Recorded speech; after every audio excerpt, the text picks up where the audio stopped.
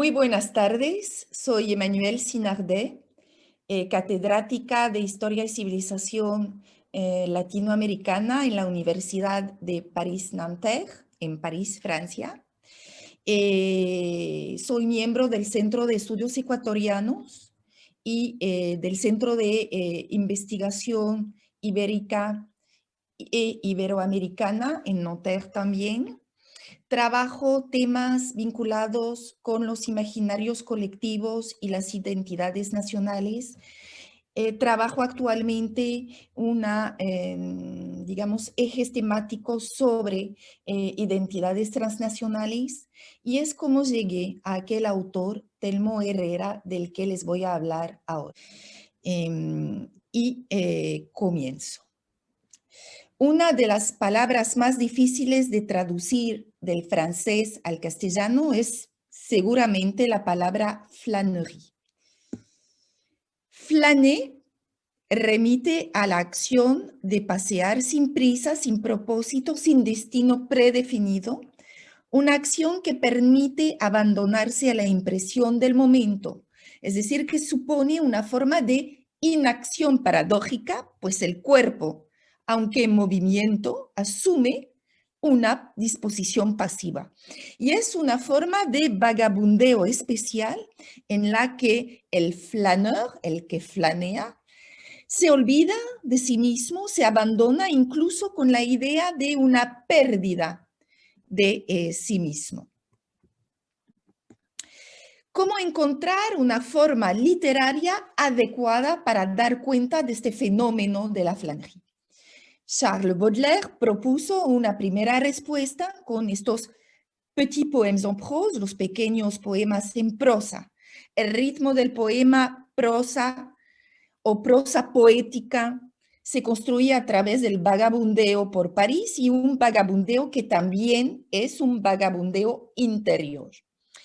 Heredero contemporáneo de esta tradición inaugurada con Baudelaire es el artista ecuatoriano Telmo Herrera, con una obra original de poemas en prosa, un poemario llamado Desde la capital de los mal genios y subtitulado París 1995-2000, es decir, el periodo de estadía suya en París. Nos parece que Telmo Herrera, un autor prolífico, reactualiza este género muy parisino. Efectivamente, esta obra va expresando los pensamientos más íntimos de un yo poético que se entrega totalmente al lector mientras va caminando. El vagabundeo y el flujo de pensamientos se combinan para crear una poesía del movimiento con dimensiones metatextuales. Y al hacerlo, se afirma como una conciencia poética. Por falta de tiempo, solo voy a enfocar el trabajo formal realizado en esta obra por Telmo Herrera para intentar mostrar cómo va creando una flânerie literaria.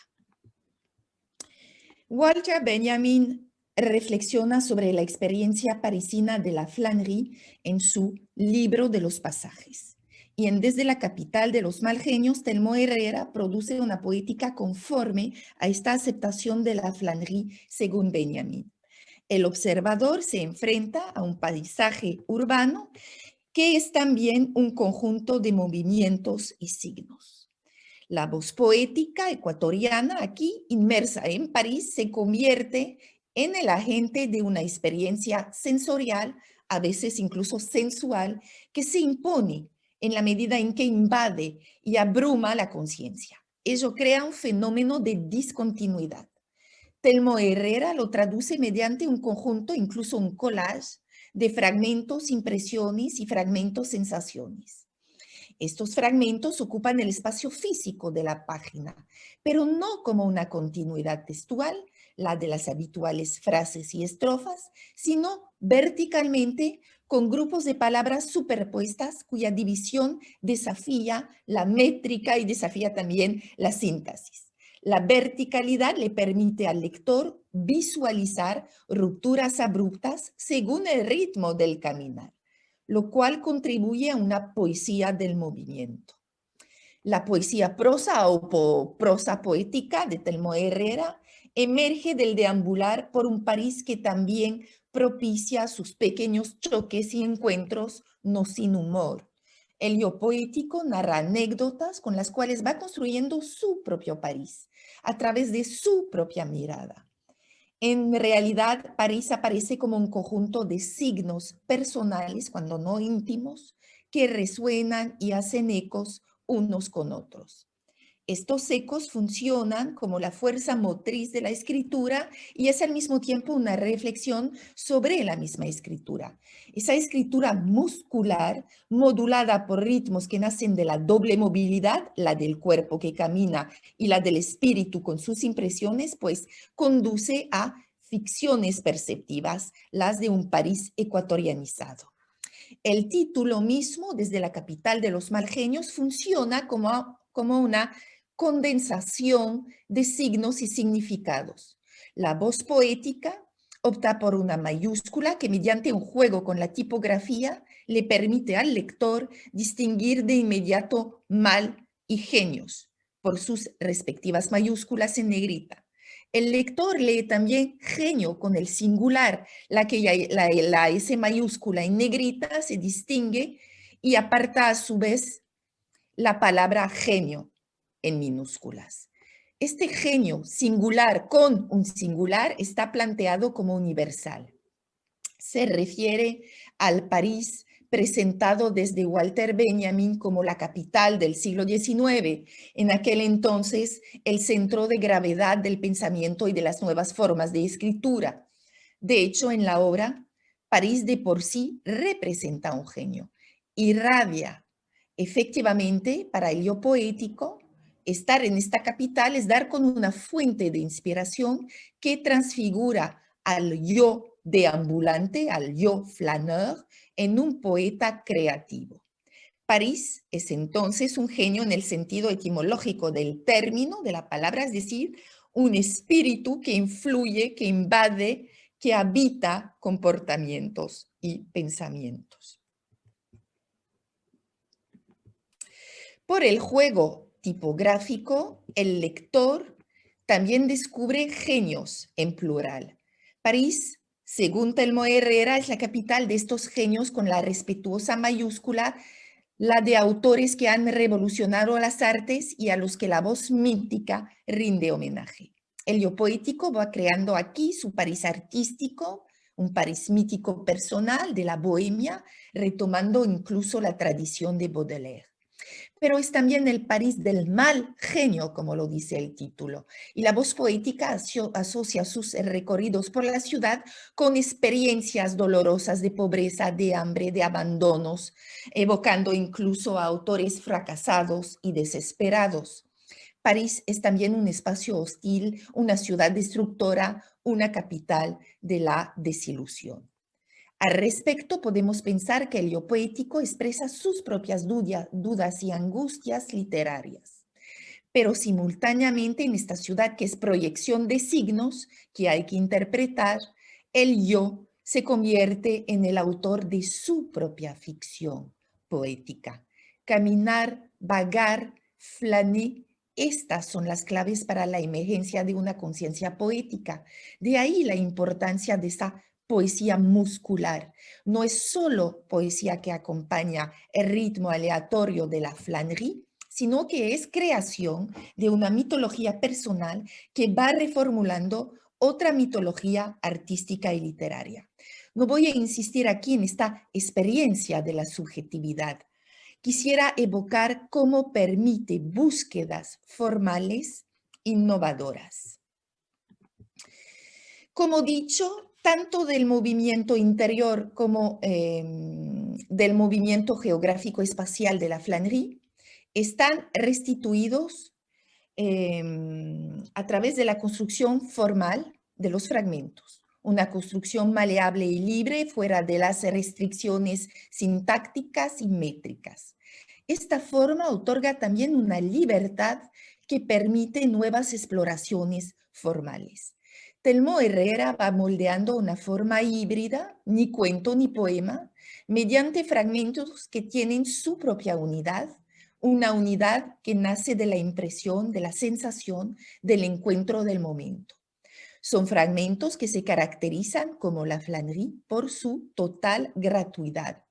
El efecto poético prevalece y no la transmisión de una información, como lo ilustra este fragmento. De fragmento en fragmento, fragmentos tras fragmentos, la obra se va construyendo como un mosaico de experiencias que tienen su propia lógica y dinámica, que valen por sí.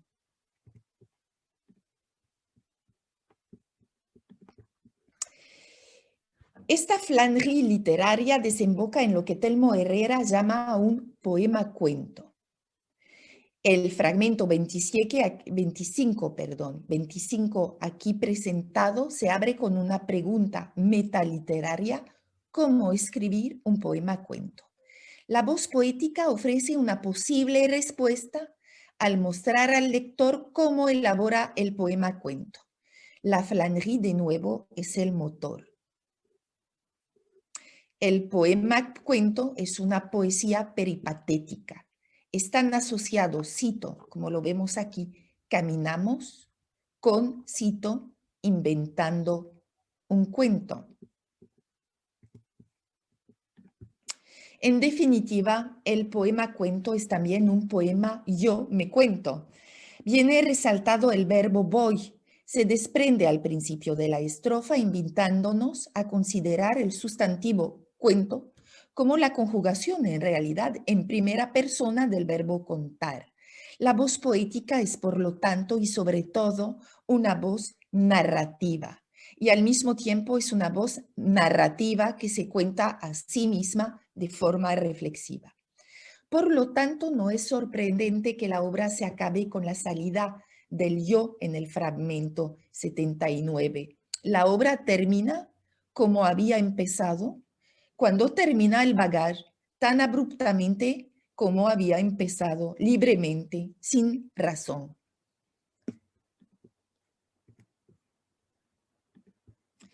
De ahí la parentela de la forma del poema cuento con el haiku japonés. El haiku también es una forma híbrida, también procede de lo vivido, de lo experimentado, también remite a cosas impalpables y elusivas, también dice lo evanescente de forma instantánea. No describe el haiku, sino que evoca, como lo muestra aquí, el poema cuento de Telmo Herrera. El poema cuento también toma prestado del haiku este trabajo sobre el espacio textual de la página. Telmo Herrera utiliza la columna textual creada por la caligrafía, utiliza esa cesura del haiku, el kireji, con la estructura que alterna lo corto y lo largo, pues ciertas líneas las conforman palabras monosilábicas, es el ritmo corto, otras frases enteras, el momento largo. Y de ello nace también aquel ritmo muscular de la flânerie literaria. Brevemente, para concluir, este vagabundeo logra encontrar una formulación original con ese invento híbrido del poema cuento. Y con ello, Telmo Herrera logra crear espacios literarios atópicos en el que el movimiento es necesariamente el motor de la creación. Gracias por su atención.